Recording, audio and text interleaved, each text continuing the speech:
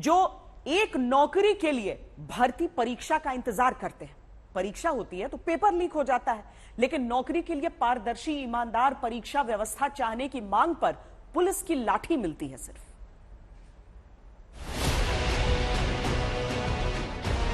Valentine's day को काऊ हक day मनाने की बहस में छिड़े देश में क्या बेरोजगार हक डे मनाकर उनकी समस्याओं का अंत भी होगा? यात्रा और सुरक्षा कवचों की सियासत के बीच क्या कोई यात्रा सुरक्षा कवच बेरोजगारों के लिए भी बनेगा? शहरों, सड़कों, मोहल्लों, मैदानों का नाम बदलती राजनीति के बीच क्या भर्ती आयोगों के नाम बदलकर ईमानदारी से नौकरी दी जा सकती है? रामचरितमानस की चौपाइयों में सियासी दोहे गढ़ती सियासत क्या कभी जब पाएगी? क्यों बेरोजगार हमेशा ताड़ना के अधिकारी बनाए गए? ये सवाल इन तस्वीरों से जन्मे जहां पुलिस ने धक्का दिया, लाठी तान दी और दौड़ा दिया।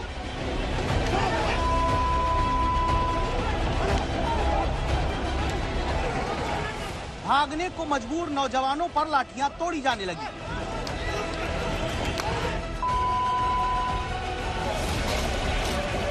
जहां तक बस चला दौड़ाया, जैसे गांवों में छुट्टा जानवरों को दौड़ाते हैं, लाठी मारते हैं।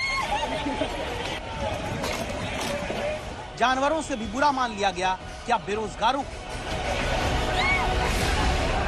ये तीसरी तस्वीर, लड़का जमीन पर नीचे गिरा, हाथ आगे करके बचाव करने की कोशिश करता हुआ पुलिसकर्मी लाठी तानता है, दया की भीख देकर छोड़ दिया,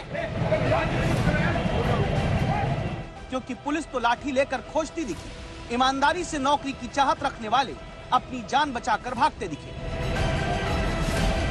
पहाड़ टूटा है, पारदर्शी तरीके से परीक्षाएं कराने के दावों में दरार पड़ी है।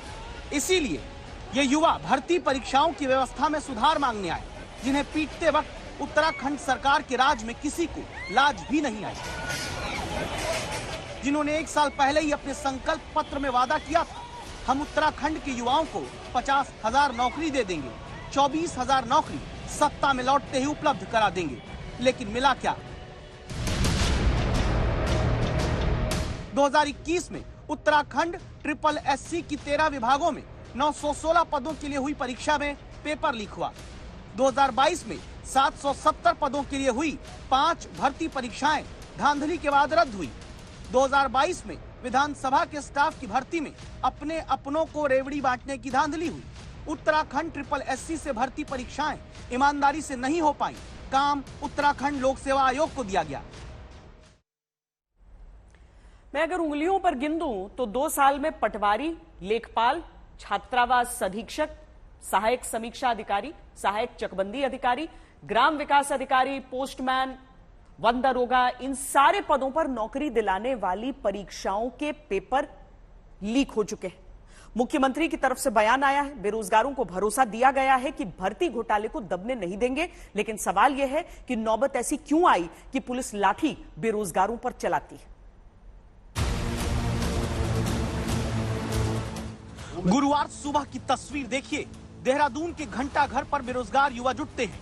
ड्रोन कैमरे से लिए गए इस वीडियो में कैसे यहां जुटी भीड़ अचानक पुलिस और बेरोजगारों के बीच हुई तनातनी के बाद लाठी चलने से छिटकी, आप देखिए। एक झटके में पूरा घंटा घर पुलिस खाली करा लेती है और फिर गर्व से ये दलील देती है,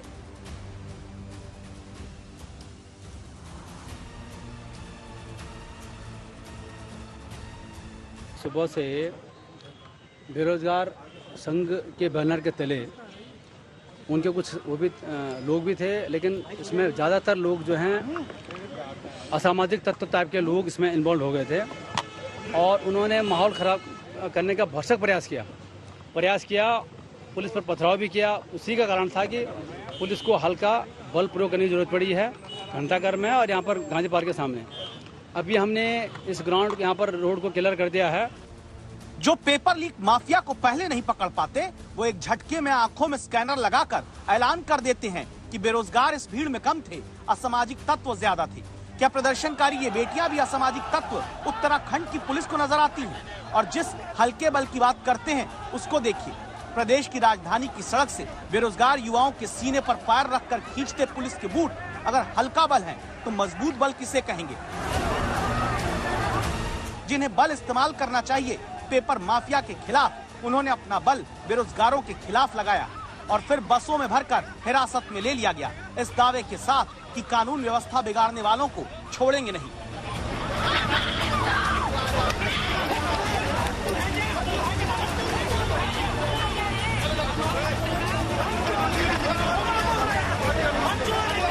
एक एक क्षण प्रतिक्षण के घटनाक्रम का हमने वीडियोग्राफी करी है। सब चिन्हित हैं और जो भी जिन्होंने भी यहाँ अराजकता की स्थिति पैदा की है और जिन्होंने भी कानून व्यवस्था खराब करने का प्रयास किया है, उनके सबके खिलाफ सुसंगत धाराओं में मामला पंजीकृत किया जाएगा।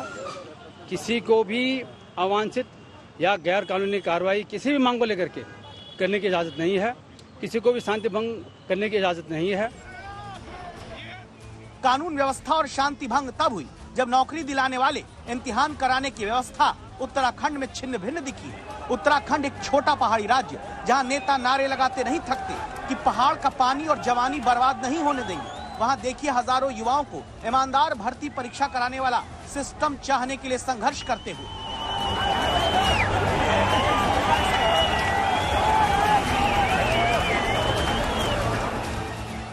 जो इस भीड़ को देख रहा है, कह रहा है कि उत्तराखंड में नौकरी के लिए संघर्ष का ऐसा हुजूम कभी नहीं देखा गया। आज यूकेपीएससी और यूकेएसएससी के जो अभ्यर्थी हैं, उनके साथ बेरोजगार संघ ने एक बड़ा विरोध प्रदर्शन शुरू किया है। आपको दिखाते हैं कितना बड़ा विरोध प्रदर्शन है ये। उत्तराखंड के इतिहास में शायद ही छात्रों द्वारा या सरकारी नौकरियों के अभ्यर्थियों द्वारा इतना बड़ा विरोध प्रदर्शन आज किया जा रहा है। वजह यह है कि बुधवार की शाम को जब अभ्यर्थी यहाँ पर धरना विरोध प्रदर्शन कर रहे थे तो पुलिस के साथ उनकी धक्का मुक्की हुई। और देहरादून का दिल कहे जाने वाले हिस्से में ये दिन में प्रदर्शन के लिए जुटे थे। थोड़ी देर बाद हालात बिगड़े, गुस्से में दिखे। ये दल के नहीं है, इनका कोई बड़ा संगठन नहीं। संभव इसीलिए आंदोलन करते युवा नेतृत्व विहीन होकर बैनर फाड़ते दिखे। पुलिस पर पथराव के वीडियो भी सामने आए। दावा है कि पत्थर दोनों तरफ से चले, लेकिन समझना जरूरी है, कलम किताब पकड़ने वाले हाथों में पत्थर क्यों आया? क्या तभी आया जब उत्तराखंड में सरकारी भर्ती से नौकरी बिना पेपर लीक मिलने की गुंजाइश नहीं दिखी?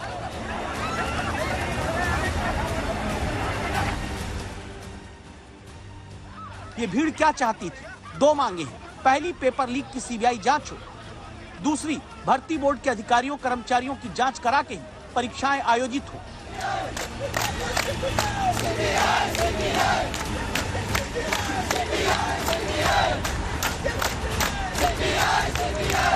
हमने कहा सीबीआई जांच करो, सीबीआई जांच हुए, धामी जी के कानों तक आवाज ही नहीं पहुंचे। सवाल उठता है कि नौबत यहाँ तक क्यों आई? वजह ये कि सत्याग्रह करते बेरोजगारों को पुलिस ने जबरन हटाना चाहा। आरोप है कि बेरोजगारों के लिए संघर्ष करने वाले नेता बॉबी पवार को इस तरह खींचा गया।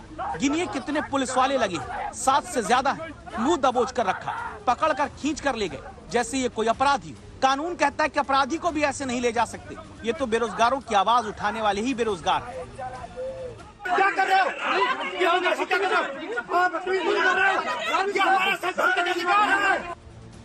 24 घंटे के भीतर 2 बार लाठीचार्ज हुआ। पुलिस दावा करती है कि पहले पत्थर बेरोजगारों ने चलाए। हिरासत में भी प्रदर्शनकारियों को लिया गया। लेकिन ऐसे संघर्ष तब तक नहीं रुकेंगे जब तक परीक्षा कराने का ईमानदार सिस्टम राज्य विकसित कर पाएगा। अंकित शर्मा, देहरादून, आज तक।